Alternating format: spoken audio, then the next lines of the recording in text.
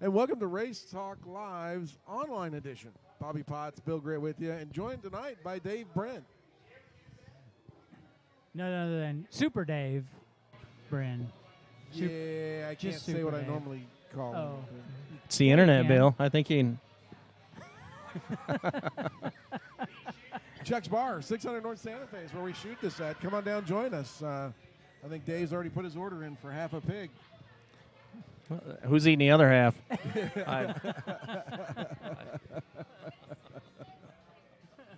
Oh, my God. You know, we had you on the radio show a little bit earlier, Dave, and we were talking. We left off on the RaceTalk, sprint cars. It's a mouthful, isn't it? Wow. It took us all that time to learn RaceTalk. RaceTalk. And it's actually RaceSaver. RaceSaver, yeah. That's Saver. right. It's RaceSaver. It is the sprint RaceSaver IMCA Sprint Car Series. You know, I got out of racing and got back into racing, and I never had a RaceSaver until this year. I don't know how I ever raced without it. It's not terrible, is it? No. I'll tell you what, it only has to work once. All you have to do is miss a car once, and you save the price of the RaceSaver. Yeah. So anybody that complains about having a RaceSaver hasn't hit enough stuff yet. I've hit plenty. Anyhow, let's get back to the RaceSaver sprint cars. That's where we're right. at outside. RaceSaver Sprint Cars, 305 Sprint Car Series, started by French Crimes. And out on the East Coast in Virginia, I believe. And French, of course, is famous for his ignitions and fuel systems. And French started that a long time ago and has ruled it with a pretty firm hand. And that has blossomed and grown so much over, I think, almost 20 years, if not 20 years. And so French is getting up there in years also, and so he's looking for a partner to help him with his series, I think, and want to ensure that that continued, you know. So, you know, why not us? If you want somebody that's tight on the rules, that'd be us. So we want somebody to help be tight on the rules, I think, and then somebody with some history and a long-term success in racing, and then that would be IMCA also. And so French has recently turned over the reins to Roger Hayden, who is the promoter at Eagle Raceway in Lincoln, Nebraska, and a really successful racetrack. If you've never been there, you don't know what you're missing, and if you go there, you'll find out why Roger is so well respected, you know, and has had such success with by the way he runs his show. So Roger is he might be the owner of it, and I apologize for not knowing that, but I think he's the owner of the RaceSaver Sprint Series. And he's been running that deal, and it's gotten bigger and bigger and bigger, and I want to say there's close to 1,000. I think there's over 900 RaceSaver Sprints, and somebody could probably look that up if you really wanted to know. But it's really grown. It's the largest group of sprint cars in the country, and it's kind of cool because they still run the full-blown sprint car, still got big wing, you name it. It's like a lot of other sprint car series, but they run a 305. They have a couple of rules, a valve spring rule, a cam lift rule, and a couple of other easy rules. Tires. So it really makes it affordable. That they do have a tire now. They have a RaceSaver tire for the right rear. Really? And so when you're teching that class, besides motors, you're looking at tires, you're looking at wings, and you're looking at engine seals for the most part. But if you have a conflict, you know, then you're going to be looking at that motor pretty hard. French has been pretty firm. Run that with a pretty firm hand, and you're either right or you're going to be all wrong. And you might be out. You try to do that more than once, and you might be out of RaceSaver sprint racing. But Roger is controlling most of that now, and he's done a fantastic job, you know, an excellent choice to continue on French's legacy with that. It is cool because the price of engines is really, really low for a sprint car. If you think of a sprint car, you probably think expensive, and it is. If you wreck one, there's not a lot of sprint car parts you're making in your shop unless you got a bunch of machinery. Right. And so then the price of the engines, any kind of touring series, any kind of 360s and 410s, you know, the thing that I remember is 360s were born because 410s were expensive. And then 360s got expensive. Now we got 305s. Are the 305s, are they steel head? They are steel. Nope, we run aluminum spec RaceSaver head. Oh, okay. So it's a Brodex Track 1 head or something like that. And so it's a common piece. However, I believe they're all certified and flowed by French before the racer gets them. So and they are stamped, all marked with French's trademark, Race Saver trademark, I believe, and then you got to buy them from him. I see. He gets them from Brodex, and you get them from French. And just, folks, real quick, like side note here, there's a dart tournament. There's a dart tournament going on beside us, so if Bobby screams, you know he got stuck by a dart. Bob goes down. Yeah. Someone put a tourniquet on his neck. We'll stop the bleeding. A tourniquet to stop the bleeding? Thanks, Dave. Right around the neck. Around the neck? What happened? What about around the leg? I just let the fans know that if you scream or fell down, there was a dart tournament going on behind us. You got stuck by a dart. It just hit me in the foot. Did it? Yeah. Could have hit you in the head or somewhere else. Plastic. Could have been worse. They'll be fine. Or in the leg, and then you'd be bleeding. So anyways, the Race Saver class is probably, I think, afforded more people an opportunity to drive a sprint car than ever. I think we got on this subject. Sorry, that's all right. Continue, but I think we got on this subject because they were at one time a short part of the Super Nationals. Right. We used to have our own sprint cars, and we tried a variety of things with sprint cars. They were all fairly common, I think, to a degree, but we didn't have a lot of success.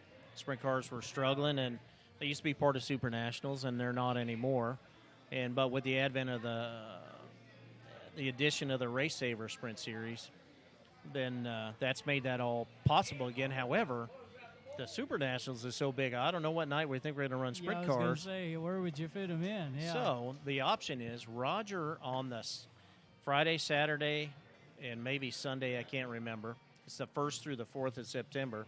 Roger Hayden runs the Sprint Car Nationals, the Race Saver IMCA Sprint Car Nationals at Eagle Raceway. Okay.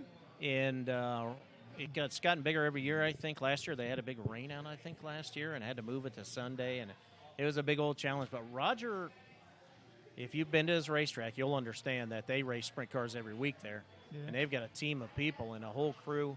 You know, it's a little bit like Lottie. Everybody owns a piece of that show, and they know what they're doing. And so this year we're up to, I think there's 140 pre-registered. Wow. And 140 pre-registered Race Saver sprint cars. And the purse I read today is $135,000. So that's almost an average $1,000 per car in that purse.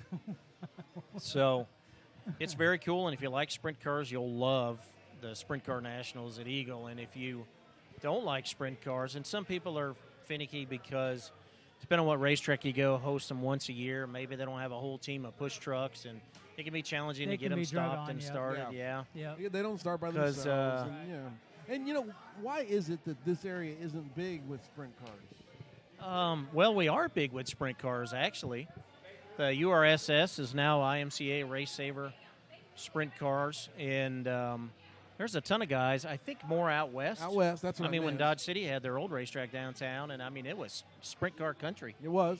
There's even sprint car manufacturers there, chassis manufacturers. Yeah. And Tommy Estes, who runs the new Dodge City racetrack now, of course, he was a sprint car racer in World of Outlaws, right? Wasn't he a World of Outlaws racer? And he's running that deal now, and, of course, he has sprint cars almost every week there also. And so there is a lot of sprint cars, but like a lot of things, late models and sprint cars drifted towards touring and becoming special events. And so I think the Race Saver has really given a lot of people an opportunity to get a sprint car because the price of engines is just so far down there. It's such a simple engine. And the parity is there, you know, by running the rules. You know what we do with IMCA, and we try to stay tight on the rules all the time. And French, you know, having a grip on that deal and running it the way he's run it so far, it has blossomed into being what it is today. And so a guy could think about racing a sprint car.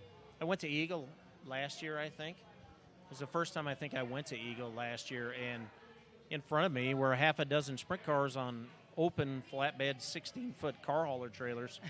You know, they had that angle iron rail around there, and I think I looked at that and I thought, well, that guy doesn't have a big hauler like it would normally associate with a sprint car. Right. But he must have thought at least enough. It was a nice sprint car. I mean, there wasn't a bad sprint car. But I think that leap to, like, I want to try a sprint car is now very possible with the Race Saver Series. So we're excited to be connected to get them. I think French, our connection with French grew out of the way that we do business and the way that he does business, and I think it really fits well with Ray Saver and vice versa. So our producer, Dave Chivaria, thinks that Eagle's a pretty awesome racetrack. it's pretty fantastic. It's got some wicked bank in it, and there's moisture in. There's been moisture in it the times I've been there so far, and sprint car looks like a good time for a minute, unless you're really just made of steel. You know what I mean? You'll need a bigger seat if you're driving a sprint car. That's the way I see it. It looked like it'd be fun for a minute, and then I'd probably be screaming in the helmet the rest of the time. So those guys wheeling around there is just unbelievable. I mean, all the racing at Eagle is great. They're all IMCA classes, and we're happy to be associated with Eagle and Roger, and of course the way he does business makes us look good too. Yeah. But it's a cool place, and the way it's laid out, it's kind of down in the ground. Really? And there's a road down the hill onto the back straightaway and up the hill off of the front straightaway to exit the racetrack. And tech in the middle, the scales in the middle, and it is cool. It's like I said, just like at Boone and Super Nationals, everybody owns a piece of it. From what the part that we do to the track wreck people to people that pick up the trash. I mean, you name it. Every day when you get up, it's clean again. Oh. You probably never saw those trash people, but when they're out there, they're out there getting it done, and they're not messing around. And track prep people at Boone are the same way. They're like, well, why don't you have them do something? I'm like, I don't have them do anything. They've been doing it a long time. They know what they're doing. They know what they're doing. And so Rogers place is like that. They got some good tech people, and it's a no BS kind of place too, and everybody knows it. So that's why the show clicks. If you're tight on the rules, everybody will live up to the expectations if they understand where the line is. It's really what racers want to know. How far can I go with this on a rule like on a car, and what can I get away with on a racetrack? Where's the line?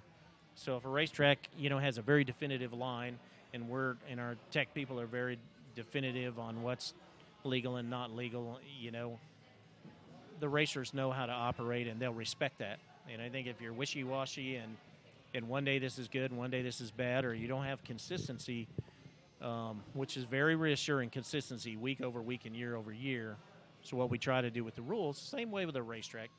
You get there, I guarantee you there's people that race at Eagle on a Saturday, that race somewhere else on a Friday or a Sunday or a Thursday, and they'll do things at their other racetrack because they can. They would not do at Eagle, and they won't do it at Eagle because they understand that's where the line is at Eagle. So that all leads up to, boy, you can watch a wicked show with 150-plus cars and be on your way home at 10:30. It's not terrible. Let's swing over to the Super Nationals and talk about that week that you spend up at Boone. You pre-tech the cars into that show, is that correct? That's right, every one of them. We have a whole team of really good guys and tech people that we communicate with a lot during the season. And then we also bring in other track tech people. Sometimes they're just local because they're close. They can come in. Some of them work a day, a few days, et cetera, and then some of them work all week. To interrupt you real quick, I don't know who came up with that alphabet thing, but whoever it was a genius. I mean, that totally changed the whole thing. The way they did it for years was First you come, line first first come, serve. first serve. Yeah. So I'd come rolling out of the camper at 7 a.m., right, rubbing my eyes and looking out, and there are there's cars there. Too deep, all the way down the pits, all the way around, all the way back up through the lineup area. To some point. And half of them guys are still in bed. Yeah. Yeah, they just leave Yeah, their they left cars them there. Yeah, sometimes you get up and there's nobody with the front car because they didn't wake up yet. Yeah, they just brought their car and left. Now, you know what? I think Belinda, the lineup person, the lady that does parks haulers and does that deal, Belinda and Amanda. She is a fantastic But I think Belinda in particular is in charge of that. Is amazing. And last year during the Saturday night prelude, we had way more people than anybody ever thought we were going to have. And she, it's like a juggler out there, left, right, you here, you here, to get everybody in there. She does a great job. I think she came up with that, to tell you the truth. I really don't remember, but I think it was her. And the way we do it now is there's 20 cards for each letter in the alphabet, I believe. And so you come and sign in, I think, Yep. and when you sign in, you get a card, a tech card. Alphabet card, yep. Right. So that's first come, first serve on who gets the card. Yeah. But it gets everybody signed in. They get the card, and then on the track PA or the pit PA system, they're calling, I need modified Group A. So there's going to be 20 cars to the lineup area.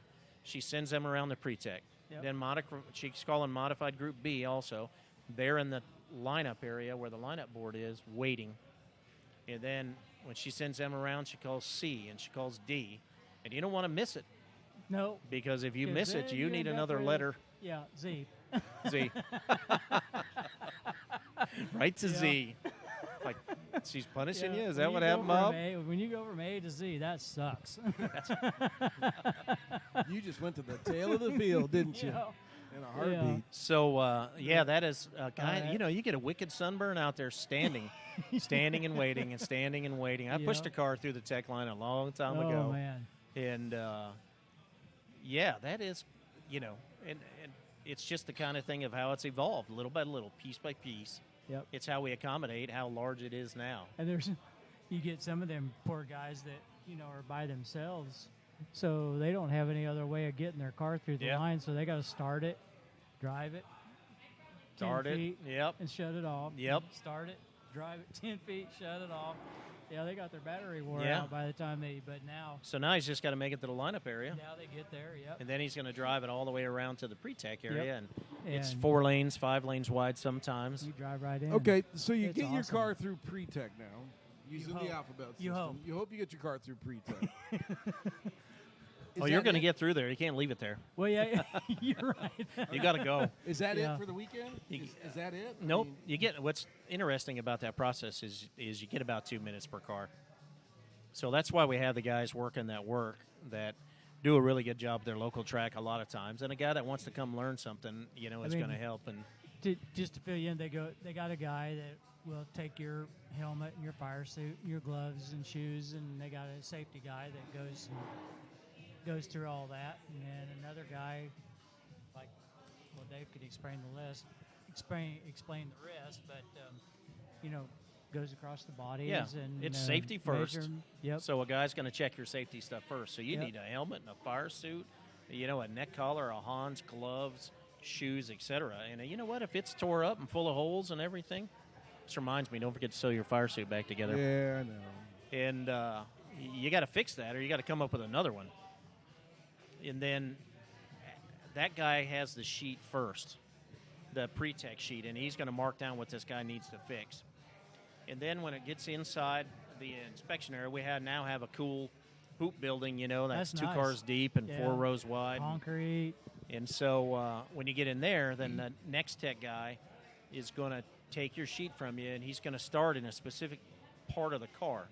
And the tech sheets are written in the order that you travel around the car. Okay. So we start right ahead of the driver compartment, and we're going to look at ignitions. Then we're going to look at the front of the body. Then we're going to take the hood off. We're going to look at engine, steering, etc., exhaust. We're going to go around the other side, look at things like bell housing, transmission, driveline. You can see a lot from the front, like a modified and a sport mod. Plus, we're going to look at right side door bars, whatever kind of car it is. We get around the back. We're going to look at fuel cell, rear suspension, etc. And we always end up back around at the driver's compartment because, again, it's safety first. It's also safety last. So, and then we're looking at seats and seat belts and how they're mounted. And can I see the ground, looking down?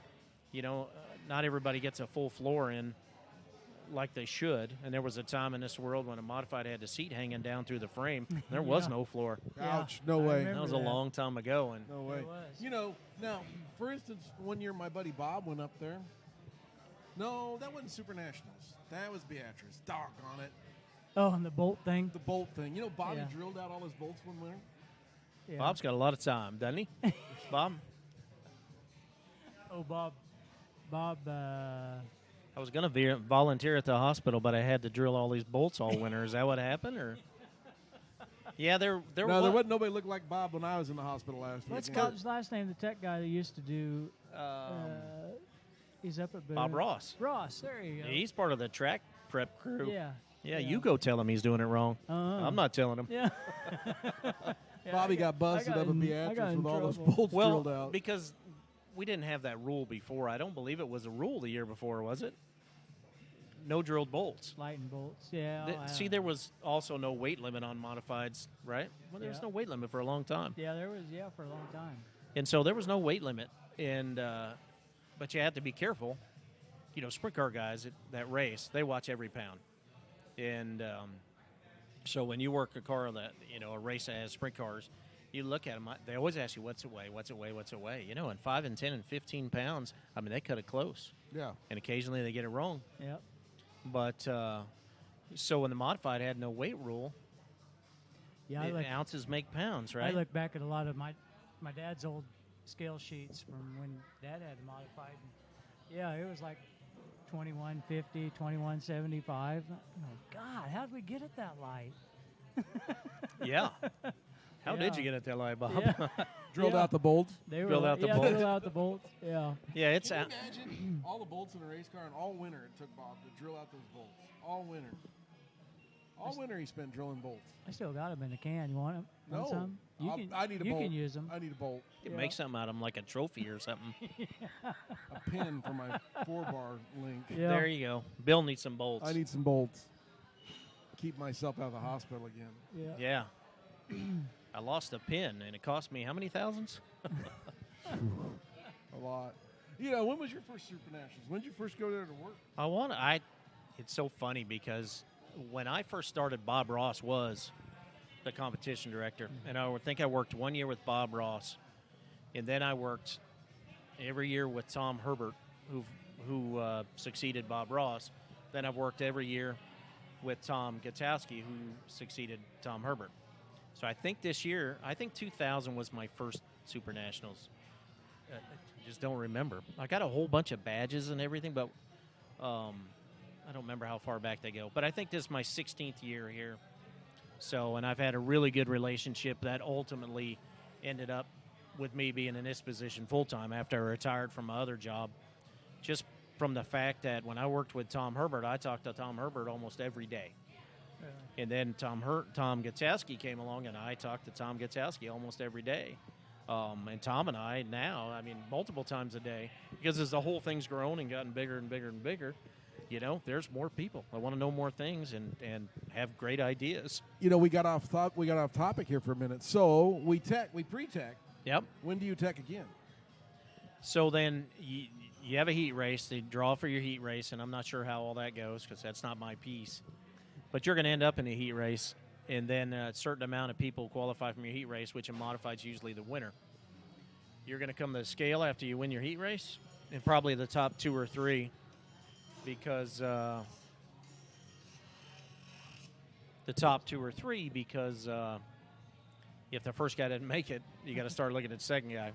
Plus, they're going to race B features for points and whatnot, so we look at 2 or 3 cars, even if one transfers. So you're going to come to the infield, you're going to go across scale, you make weight, you're going to hang a left there by the stage, and there's going to be probably half of the tech guys that we use for pre-tech are going to be down the infield looking at cars. So that's your second tech on the car. And they pull the pre-tech sheets. Nancy and Jay from Wisconsin. Jay does a lot of infield tech and pre-tech like everybody, and Nancy maintains all the sheets. She looks at the cars, you know, as they cross the finish line, pulls the sheets for them, and somebody takes the sheet and compares it to the car. So if a guy had something to fix, you know, cut this off or put something on, then that's going to be on that sheet, and you're expected to fix that. That's first place you go. That's right. To see if they fix that. Yeah. That's right. So that's your first post-race tech is going to be from your heat race. And then you better fix what you fix on your sheets. It's a pre-tech as a courtesy, and our every intention is to have the least amount of disqualifications as possible. So it's a super national. Brett always says, it's America's race and vacation, not America's race and disqualification. So our intention always is to, we would love to have no DQs. But that'll be your second inspection. And then you're going to go back to your pit, you know, and work on your car to get it, do whatever you're going to change to make it race the A better than it raced the heat, I'm sure. And then a certain amount of cars, which in mods, typically there's 2 A mains every night for the 3 nights that they qualify. So we'll take like 4, I think, from each of those A mains. We'll transfer to Saturday's main event. So that car's going to scale again after the top 4 is going to scale, +1, sometimes 2. They're all going to scale. Then we're going to take them to the post-race tech tent. So now we're going to the post-race tech tent for what's going to be your 3rd inspection. And that is a much deeper inspection, That's a severe deal, yeah. And so it's like jack stands jack, wheels off, and then just keep taking stuff off till I tell you to stop. Yep. So we do that post-race inspection, much more detailed on things that you really can't see in pre-tech. If you're racing a modified and you got a claim engine, no shaft rockers, right? So I can't see that in pre-tech. No titanium retainers. No titanium retainers. That wasn't always a rule, but it became a rule. It became a rule over the and I talk to Dave on occasion, and I should have learned this a long time ago, and I should have known this before last weekend. Know what you own. It's I gave the pit meeting forever when I worked for Chuck right here at Salina Speedway, and the years I worked at Thunder Hill, I gave the pit meeting there also, and I've always used the phrase, know the rules and know what you got or know what you own, because no matter where it came from, it's yours now. Yep. And so you need to be smart, and more people are caught by making mistakes than deliberate cheaters by far. But if you made a mistake on the racetrack, you're not going to end up the winner. And it's the same way in tech, you don't get to kiss the trophy girl and hold the giant check by making mistakes. So our intent is to keep things as close as possible and to keep everybody safe, and you have to work within those guidelines. So I've always said know the rules and know what you own. And the vast majority of people by far do know the rules and know what they own. And while DQs and disqualifications and whatnot get a lot of talk, it's the exception by far. Lots of great people that finish up front all the time have no problems. And those guys really are guys that win a lot of races. They know what's going to happen, and they understand what the expectation is, and so they know. Yep. They're like, well, how's it going to win so many races? I say, well, I can't answer that, but I can tell you if the car's legal or not. Yeah. And, you're sitting there talking about not only do you guys go through just the modified class, but you also got stock cars, you got hobby stocks. Right. You got all. I would think, in personal opinion mods, here, I think the Sport Compact would be the hardest car to tech. Well, because all your hobby stocks are going to be small block American V8s, so we're your stock cars, and everybody that's teching probably is familiar with that, and it's a relatively easy engine. You can pick a Chevy from a Ford, from whatever. When you get to the compacts, there's a big, broad range of vehicles that qualify to race in that class, and we whittled it down some by no variable valve timing and try to pick a simpler and probably cheaper car to operate and to buy and race. But you really got to do your homework, because the guy that's working on his 193 Prelude that he's racing, Yeah. he knows everything about that car. Yeah. But I'm at the racetrack looking at 20 of them, and there's a Cavalier and there's a Cavalier and there's an Escort. Yep. And there's a Neon, and then the years change. And one thing I noticed, I have a lot of motorcycles, a lot of Japanese motorcycles too, and I noticed that they don't stick with anything for that long. They're always making it better, better, better. And their cars are like that. Even American four-cylinder front-wheel drives, you buy a Cavalier in the right year, they got 3 kinds of engines in 3 years. Yeah.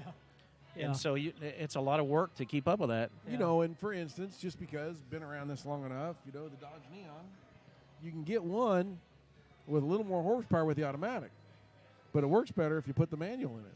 The only way you can tell that difference is with the VIN number. That's right. We require the VIN on compacts, and then a lot of cars actually have the VIN attached to the engine or the transmission, which is pretty interesting because not everybody knows that. So it's always interesting. You're like, oh, here's your VIN. Let's see, this should be a 2.2 liter, but yours is 2.4. Oh. Uh-oh. How'd that happen? At times, it really gets kind of ridiculous, I think, how you could be, and what's really the most entry-level thing we got. But you're going to stroke your 2.2 into a 2.4 crank and a 2.2 and all this. And I'm like, good Lord. It's supposed to be a good time. It's not an engineering contest. I use that phrase a lot too. Yeah. So it is a challenge in the compacts, but there's a lot of young faces racing compacts, and so I'm always excited to see those people get started, and get hooked and give me a little job security. They always put on a good show up there at Super Nationals, too. I mean, the sport compacts are fun to watch go around there. Yeah, everybody's got their hot dogs at their own racetrack and whatever division they race in, and you come to Super Nationals, and now you've got the hot dog from every racetrack. Yeah.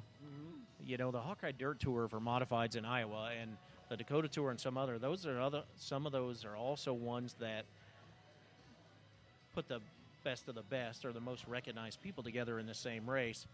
And compacts are no exception. Super Nationals compact race is, despite, all the diversity and the vehicles and everything else and the age of the drivers. I mean, we've got some pretty senior dudes racing four-cylinder cars because they came back to race on the simplest thing they could find to race. Yep. And then you got a bunch of kids that are racing. I mean, remember at Thunder Hill one night when I worked there, full-time before I worked here, I got on the radio and I go, that looks like the senior prom photo down there. They had a little podium and they had the top four, and I'm sure if you added them together, it didn't make, 60 years old between the four of them. Wow. So, but it's a good race, and amazing how that works out.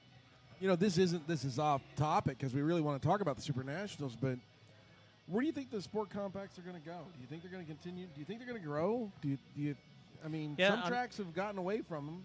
Yeah, it requires a lot of work to tech a sport compact, so you got to have committed tech people, but if your racetrack has a pretty committed tech person anyways, then all your divisions are growing too. And I'm going to tell you, we hand out fines and penalties and suspensions for cheating, and I have no problem handing those out on a compact because I feel like, it's a compact.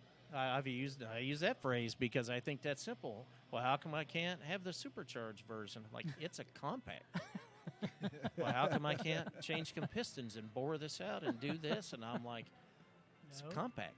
You should be gutting it, putting the mandatory safety equipment in there, and making sure it doesn't break down. And you should be racing it the way it's made. And it could get out of hand. I'll give you an example. I just had a derby somewhere. Abilene has an annual demo derby, right? Yeah. Didn't we just have a big derby here somewhere? Uh-huh.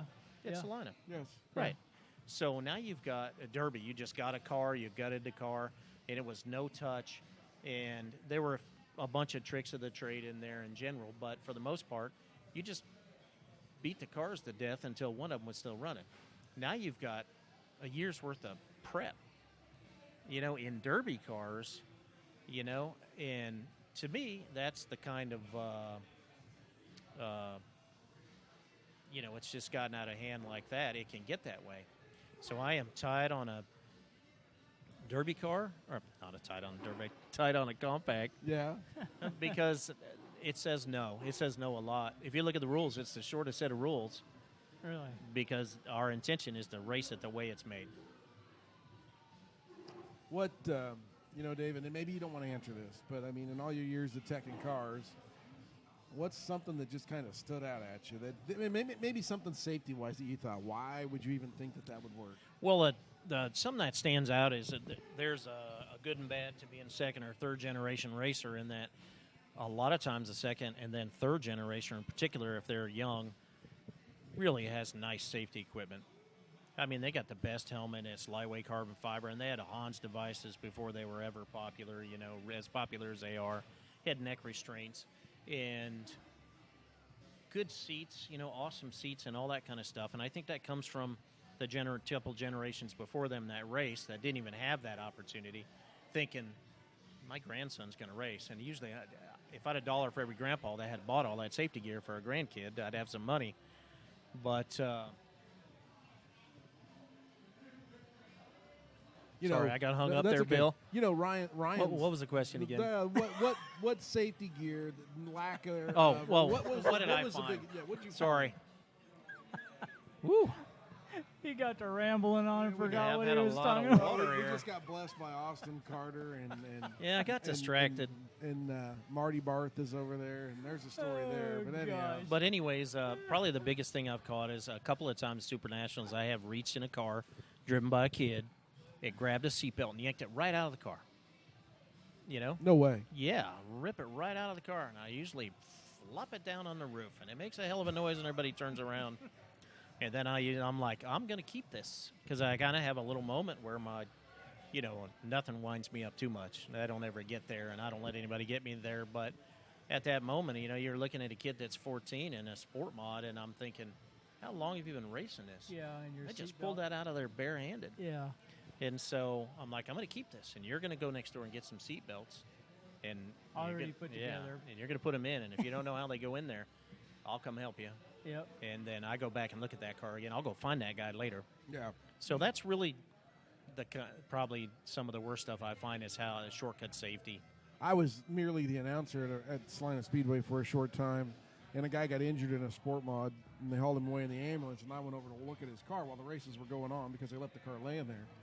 And after when the ambulance, when they got another ambulance and the races started again, I went over and looked at his car and reached in and grabbed the seat. And I could move it 3 inches forward and backward. Yeah. And my buddy Bobby here will attest to the fact that the seat doesn't hold you in the car; the belts do. But still, it's got to be a little bit tighter than that. If they're mounted right. I mean, Well, if they're best case mounted, then the belts are holding you in the seat in the car. Right. But I'm not bashful about latching onto something, yanking on it or pushing on it, because I don't want to be there. I don't want it to happen in front of me. There have been moments in this world where some really bad things happen, and we just saw one, at Belleville that happened. And despite, those guys are professionals, and they're got the best of the best, and it's still entirely possible.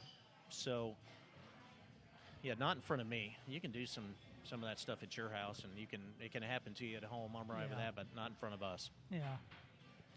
That's And let me tell you what. You can take all the precautions and safety that you want and still get hurt in racing. That's right. That's why you do. You only need it when you need it. You're always playing the odds, You're doing all you can do to stack the odds in your favor. So seat belts. When do I need these seat belts in this helmet? Well, I need it at the one worst case moment most of the time. Yeah. When you don't want it is when you need it. That's right. When you don't have it and if you don't have that ritual and you're not looking at your stuff, sometimes in tech, and I go to RaceTalk, first thing I'll do is pull helmets. They'll pull up there, and a lot of times, it's a place I've been to several times, or I've been to year over year. I'll give me your helmet. And sometimes those helmets are obvious because they have graphics and some other things that, now you can get more helmets with pre-made graphics on them now, but there was a time when street helmets, motorcycle helmets and all that, had a lot of graphics, so you could pick one of those out.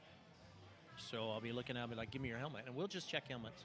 It's pretty. Yeah. It's pretty, but let me see the inside. Yeah. So you're always, you're trying to stack the odds in your favor because you don't really control everything that could possibly happen to you, but you take care of the things you do control, and the odds are with you by far. And you can see that, just how many races are happening across the country in a day, in a weekend, in a week, and how many real injuries do you have? All right, we won't talk a lot about this, but I'm hurt. I just got out of the hospital. Yep. A pin fell out of a 4-bar link, and I got hurt pretty severely. Yep, and so took a drive shaft to the leg, but at least you had a drive shaft loop.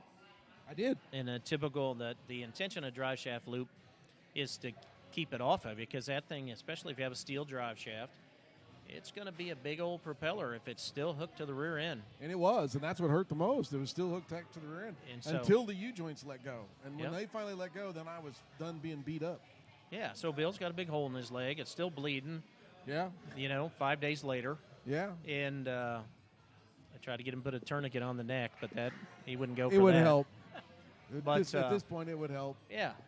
So I don't want to see that, and I don't want, you still do all your best. The reality is all you got was a little hole in your leg, and in the end, you're going to be back racing again. It's not a little one. Well, I saw it. I saw a picture of it. It's not little. I was surprised it went through my fire suit, too.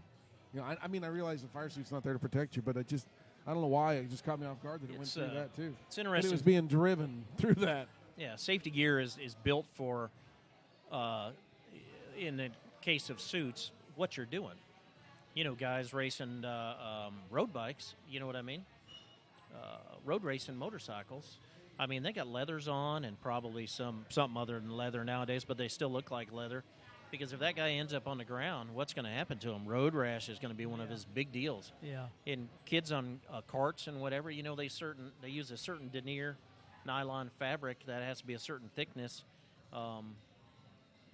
because they end up off of the cart too, or getting ran over by another cart. And I can attest to that. My son was 4. We had go-karts, and we're racing each other, and then kept Did you run him over? A little bit. How do you run somebody over a little bit? He chopped down on me. Can only put up with that for so many laps, Bill.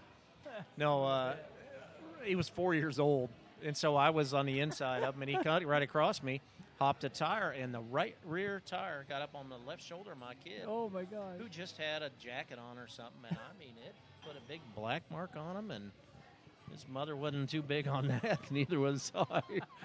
So then came quarter midgets because they had roll cages. And so the roll cage and the quarter midget made a lot more sense. And but in karting, and so in our kind of racing, we don't expect your suit to stop something from penetrating the suit. And a guy in drag racing is racing a top fuel, funny car, or dragster. He's got a multi-layer suit because what he's dealing with and the risk involved with the type of fuel and just how fast they're going. But they don't, it's not leathers and it's not bulletproof or anything like that. It's for fire. So you got what you got, and what you did, you got to look at it. It worked, Yeah. The drive shaft kicked out of it, and the loop kept it contained enough until it would fall out on the ground, and it did. So, yeah, you got hurt a little bit, but your damage is like you didn't break a bone. You know what I mean? You didn't have 6 months of recovery time. You didn't have probably any long-term damage. So it worked like it was supposed to work. It could be better. You could do things with your cockpit. You could do things with your drive shaft loop.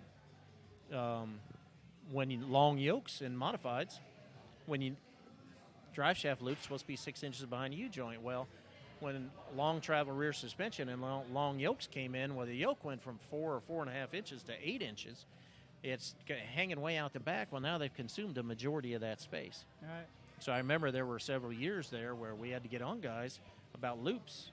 You got to put a loop in the car builders, engaging the car builders like, hey, the drive shaft got shorter, everything moved, now you need to move your loop. So. Yeah, you're right. And I'm lucky. I could have been hurt a whole lot worse, really. Yeah. I did look down and saw that yoke sticking in my leg, and I was like, that's not what I want to see either. Yeah. I didn't think it was that, but anyhow. So you race at the Super Nationals, the big dance. You make it all the way to the big show. Uh-huh. Are you attacked after that one? Not always. Sometimes we do. There's a claim, and we pull engines, and we do other things. But the cars, again, I know, spent some time out there in the lineup area. If you're looking for me in the infield, or some of us in the infield, we're not in there. And that's because a lot of times we'll go to the lineup area. And this year we're going to do a little more of that, where we do some things and mark some parts, et cetera, that are easily checked in the lineup area. I think for the most part, in all of our racing in general, by far the majority, are making every effort to be legal.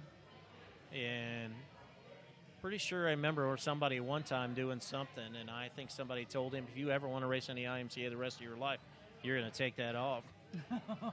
So that wasn't me that said that. But what about the years, just because I want to ask you, the years tire grinding. We all grind tires now. And I think one of the rules at one time was nothing over the shoulder down the edge. Is that still the case? That is still the rule. So that's getting risky, getting over the side of the tire into the sidewall and grinding the side of the tire. They do that because the right rear tire folds under, and they want to get over there on that edge, right? Right. But it's also a nice way to chunk out a tire or rip a sidewall.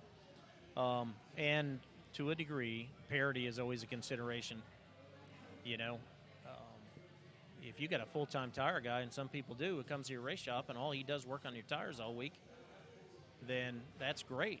But the guy that's got one guy, that's helping him part of the week and whatever, he really should have as much opportunity as you to get it done. It shouldn't be a second job. So we limit some of the things that you can do to not only the tires, like we don't allow grooving, but siping and grinding. We allow that, and we look at that every year. Do we still want to do this? Do we not want to do that? not just tires, but everything. We consider the fact that our racers are weekly racers, and they have lives and wives and kids or husbands. I mean, and they have other responsibilities too. So we try hard to have a reasonable amount of effort required for a guy to race, without being so over the top that he can't keep up. Have you run into much? While you're talking about tires, softening. I mean, I know they make stuff out there. We test tires. We test tires a lot. We don't publicize all that, and we don't throw everybody under the bus all the time. And you find out because the results change. But we do. We use the same lab that TV racing is using, on Sunday TV racing is using, and all these big traveling professional series, late models and sprint cars and whatever. I mean, a lot of us are all using the same lab, and to get that stuff done. And this goes a little bit into Bill said, do you tech them after the big dance? Well, pretty happy to say that by far the vast majority of our racers ever have been very respectful of the idea that that's too many. That's over the line, and we're not going to tolerate that. And we raised our penalty a little bit because we saw a few, and I don't know if we've had a tire fail this year. I just don't remember, but I don't think so. And I think part of that has to do with tire testing, and some to do with the fact that the racers have been very respectful of the rules and just don't go there. I mean, this is a weekly hobby. And, guys that are racing for a living or whatever, their finishing positions often equate to a lot of dollars. And so their motivation is different. But I'm really pretty proud of our racers and how hard they work, and our chassis builders, and Hoosier Tire, for the tire that they make and all that, and how well that they adhere to the rule. And so even though we test, I think have probably the best group of racers as far as adhering to the no softening, no altering the tire rule. All right. So let's get back to the Super Nationals so we can close this baby up. It's going on 8:30. I don't know what time we started, but Saturday night's the prelude to the Super Nationals. Right. And that's turned out to be fairly big. Yeah, it's going to be big this year, I guarantee you. You see all those pre-entries? I think you have to pre-enter to get in the prelude. Oh, really? So that may be part of it. Don't quote me on that, but I believe that's correct. Where are you at with the preload? Thinking race car. I got to work on my stuff. I'm not going to go racing this weekend. I got lost earlier too, Bill. It's okay. We've been here a long time. Yeah. Pre-entry. Pre-entries so far? For the prelude? Yeah. Oh, I don't know. For the whole weekend, how many you got so far? Oh, well, we got, what did he say? 400? Over 600? Over 600? Is that what he said? Yeah. Over 600 pre-entries for Super Nationals now. Yeah. So Sunday, tailgate party with Cody Hicks, chili and beer for $10. That's right. It's $10 to get in the pits. We do tech on Sundays from 10 to 4, and then we shut down pre-tech, and from 5 to 7 there's practice. So you got to buy, it's $10 to buy a pit pass to practice. Then after that, we've had a band in the past and had food and whatever before, but I think the last couple of years it's rained on Sunday night for whatever. Just hadn't had any luck with that. So this year, and we changed bands up a little bit. Got a country band in Cody Hicks, and if you YouTube Cody Hicks, you can see some videos, and if you Facebook him, figure out who he is. But he's done. I went and looked at it, and he's got some music videos from racetracks. So thought that was pretty cool, and I think that looked like our kind of guy. So whoever picked him at the office is picked somebody that's at least a little connected to what we're doing, I think. Yeah, cool. So I thought that was cool. All right, then there's new pit parking to the south. That's right. There's a cell tower down there, and there was a bunch of trees, and you name it. And there was actually a few cars in there last year, if I remember right. Hole. Yeah. I bet there was a lot of mosquitoes in there. I'll bet. It was soft, too, wasn't it? Oh, God, I wouldn't want to be in there. So I think Lottie owns that property. The Boone Speedway owns that property now, but I know all the trees are gone. It's all been mowed and whatever. And so that is some parking. I think some of that may be the reserve parking for our one-night shows like Sport Compacts, Southern Sport Mods, late models. Okay. I think some of that is reserved. They'll be in there one night and then they'll be gone, and we'll get the next ones in there, et cetera, et cetera. So bigger than ever. Wow. And there it is right there. Car count's almost 600 right now. That's a record of pre-entries. By far. He said, what did he say we had last year? 400? Yeah, it was down. Yeah, it's way over what it was, So whatever Kevin told us on the radio earlier, it's a significant difference. It's big difference, phenomenal. And let's see. Southern Sport Mods. That's new this year. That's right. If you don't know what a Southern Sport Mod is, basically it's a metric frame, 78 to 88 G-body car. That's going to be hobby stock with a modified body on it. That's right. A hobby stock with the modified body on it. It's got the engine set back like a modified, but it's still running the factory suspension front and rear. Factory suspension in the rear? That's right. It's got those wishbone thingies. It's got 4-link suspension. 4-link, Yep, just like the G-body car had. I mean, just like every hobby stock and stock car has, for that matter. Now, stock car has a little difference on brackets on the rear end, but a hobby stock has them in the original location. So does the Southern Sport Mod, and the motor is extremely similar to the Northern Sport Mod hobby stock motor also. But it's bigger, it's taller, wider, longer, higher, and has a bigger spoiler than a Sport Mod. So when you park them together, you're going to know which one is you'll which. You'll notice the difference. But they run on a different tire than everything tire, else. They run on the IMCA stamped Hoosier 500, and that makes a significant difference on how well it handles and how fast they go. And quite honestly, racers, they've been working on them cars for a long time. Yep. So they got them going pretty good, and every racetrack and every region has their hot dogs and big names, and you can bet there's plenty of them in the South. There's a lot of racing down south, and I go there a lot because I live the furthest south, I think, and so I'm closest to where we're going. In fact, I'm going to Amarillo this weekend. Are you? For a big Southern Sport Mod racer. I was there last year for the same event, and Southern Sport Mods, it'll be cool. I guarantee it'll be a good race, and it'll be cool for Super Nationals fans to see one more thing that a vast majority of them never experienced before. We are out of time. We can continue to go a little bit longer here because there's a couple things we should talk about, at least real quick, like Manufacturers Row is full. That's right. Kevin says it's full. We got a few new people here, and it's packed, and sometimes it overflows into the pit area, outside of that Manufacturers Row. Yeah. And I think LaJoy is seating. He's always out outside the fence. Because he does work on cars right there and puts a seat in a car right there if you want one.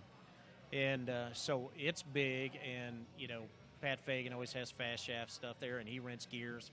And so he's always on Manufacturers Row. And if you go to Manufacturers Row, you want to make sure you talk to Pat Fagan. Because even if you don't have a race car, it's a good time. Pat's a good guy to hang out with, so it's always fun. And he loves racing and does some racing, and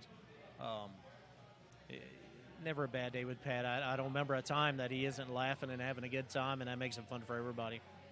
Best appearing car contest. That's right. We've had it before, and we had it in Vegas last year, and the theme at Vegas in November last year was represent your state. And so we're going to bring that to Boone this year in the Super Nationals, and it'll be represent your state at Super Nationals. So that'll be pretty cool. Some people will probably bring what they had at Vegas, get a second opinion.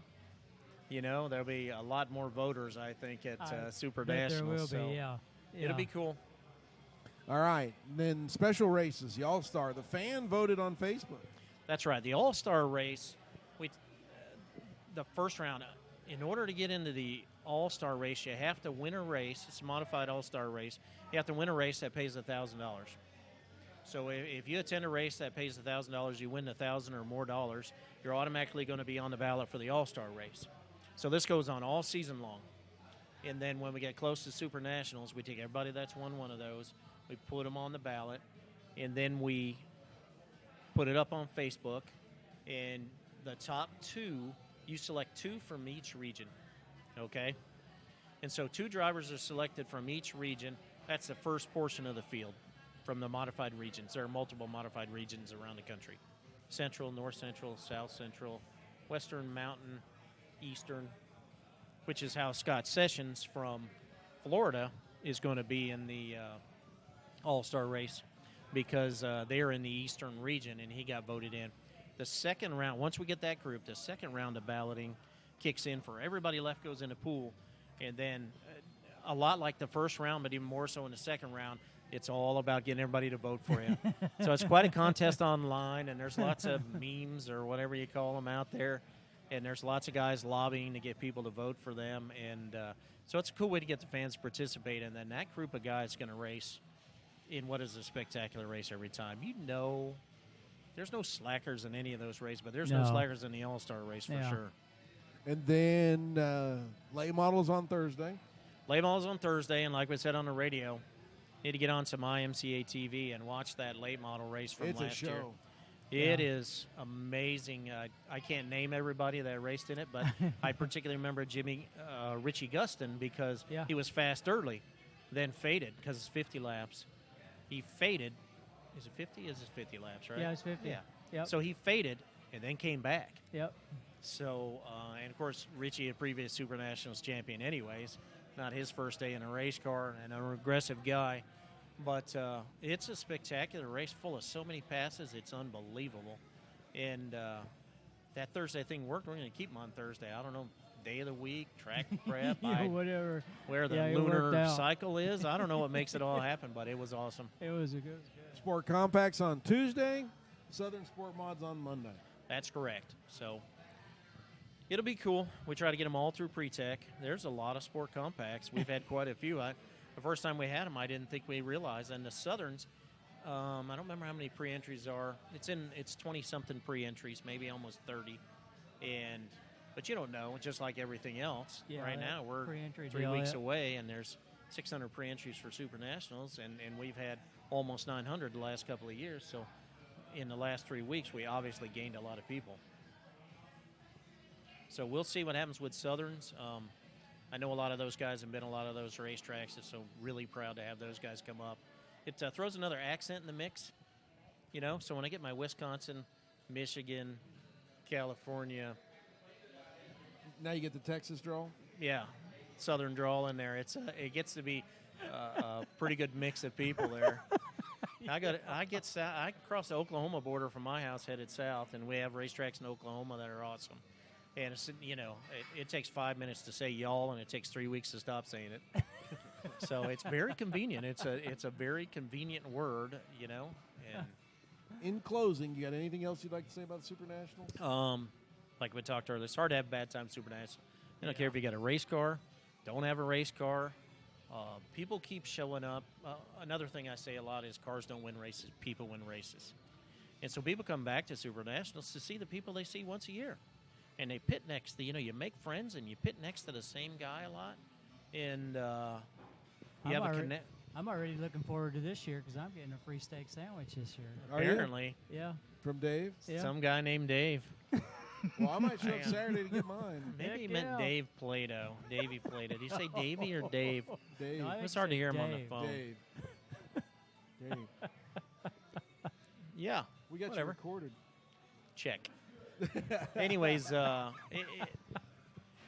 you're connected to everybody somehow, whether you have the same brand of chassis, and chassis builders tend to get rows of pit stalls for their specific chassis.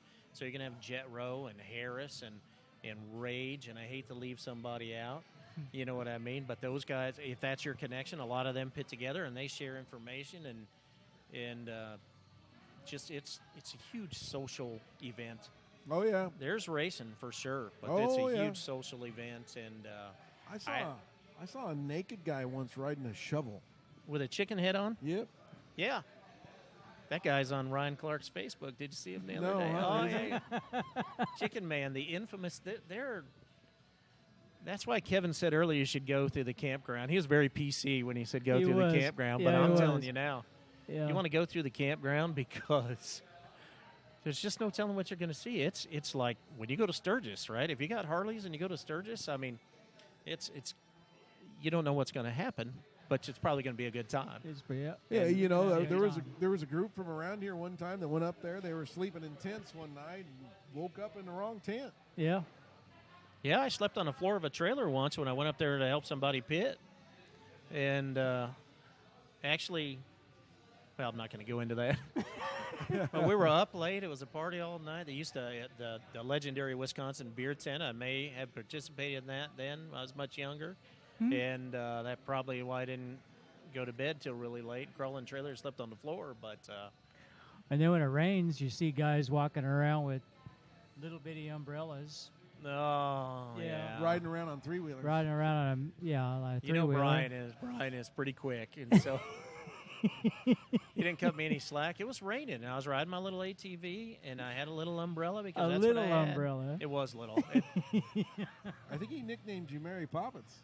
It was probably Mary Poppin-ish. Mary Poppins. But yeah, it's a good time. We kind of have a little rule. You got to keep everybody laughing to keep from choking each other sometimes. So we try to keep it light in tech and everything else. And man, it's just hard to have a bad time. Yeah. We say that about Vegas. Go to Vegas. I don't care what happens. It's hard to have a bad time in Vegas. Same way at Super Nationals. It's just hard to have a bad time. You're going to make a friend and, somebody that you're going to want to see again, that you're going to connect with, and you're going to come back. Yep. Sometimes it's a trophy girl if everything goes right. Dave, you've been a great guest. Greatly appreciate it. Yep. I think you've represented IMCA rather well tonight. Well, it's not my first day. But Super Nationals, the date. Do you know the date? The date. It's always Labor Day week. Labor Day is a After holiday. Labor Day, right? That's right. We start racing on Labor Day. We start teching the Sunday before Labor Day. And you really, really should get your entry in before then, too. Yeah. But I think you could show up at the gate and get in. I If know. that's you what it can. takes. I know it takes a while to get your credentials for a Race Talk show because I screwed up one year, and me and Bill Martin have become quite good friends. Got scolded, didn't you? Yes, I did. Yeah. He said, "You want to see my show? You need to call me before then." Yep, he's running his end of the deal. Yes, he is. So Good guy. Everybody up there is a good guy and good gals. I've been there once. I really want to get there again. We'll see what happens. yeah, you need to make trip up, even if it's for a Saturday, dude. I don't care. It's worth it. It's there's a certain magic in the air when the A main start on Saturday night. Ooh, it's a good time. I pitted a car at Daytona in the ARCA race once.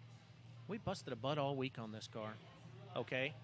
And when the day came and we got on all our fancy outfits and stood up, lined up out there on pit road like you see on TV, and I'm standing out there and they're playing the national anthem, and I'm like, God bless America, and getting a tear, We're at Daytona. It's same thing. Super Nationals, I guarantee you, when every field of cars comes out and they're 3 wide and 11 deep, 33 cars, right? 30? 10 deep, sorry. Yeah. 30. It's not my first day. You think I'd have that down. 3 wide, 10 But, deep. That's that same exact feeling. You know what I mean? Like, oh, this is about to get good. Yep. And it does. I don't think it ever disappoints. They race hard to get to the show, that's for sure. That is correct. So, all right, Dave, thank you so much for joining us tonight. Dave, thanks. You bet. For Bobby Happy to Potts. be here. Go ahead. Happy to be here. I don't live far either way. So, You going to your other home and I tonight? appreciate you guys having us and making time for us to talk about what we're doing. Sure. And, of course, it happens in your hometowns.